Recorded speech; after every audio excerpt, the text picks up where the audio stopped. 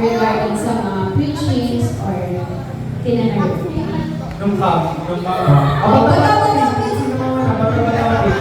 Bata-bata si 1 to 10. Yung sa pagsahan na, sa pagsahan. Bata-bata si. Hoy, wala mo na.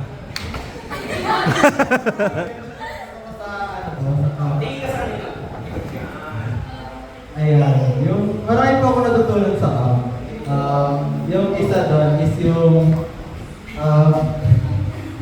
yung magbabalik, ay, yan?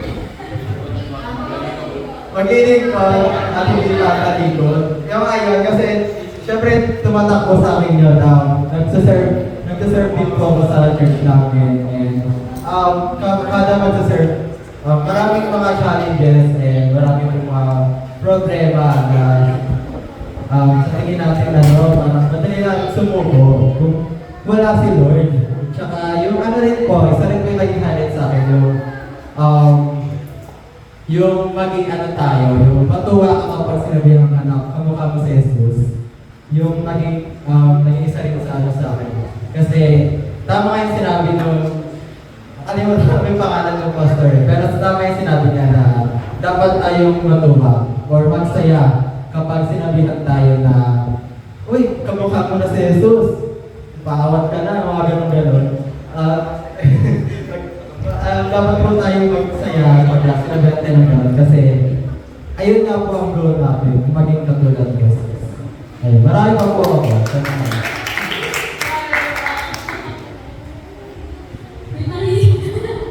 Ayan, sa akin naman po, marami namang dapat katulungan for youth camp. Pero yung pinaka-memorable sa akin doon is yung last day.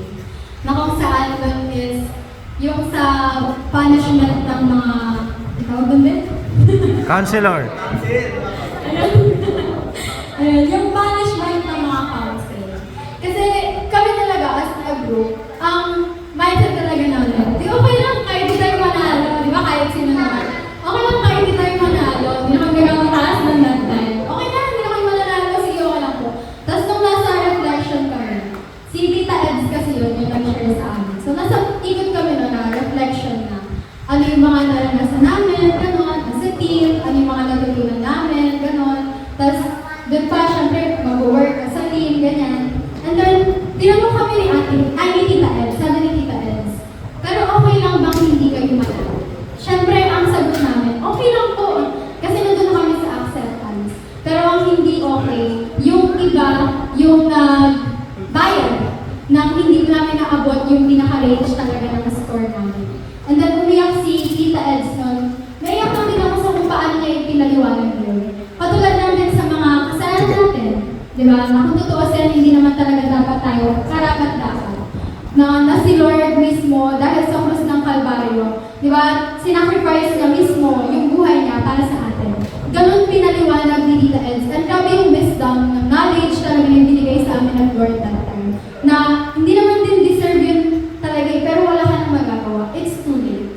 Di ba? Pero that time, nung pinalabas doon, yung talaga yung pinaka-memorable, yung i-surrender lahat kay Lord.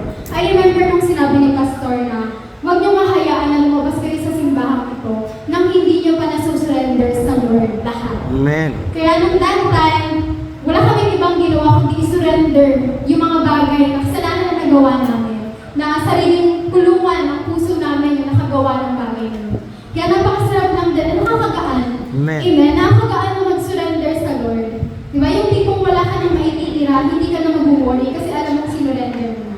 Ganon yung revelation ng Lord nung last day. Even naman nung first day and second day. Kaya pinaka-memorable talaga sa akin doon is yung last day. That's all. Thank you. Wala po kayo.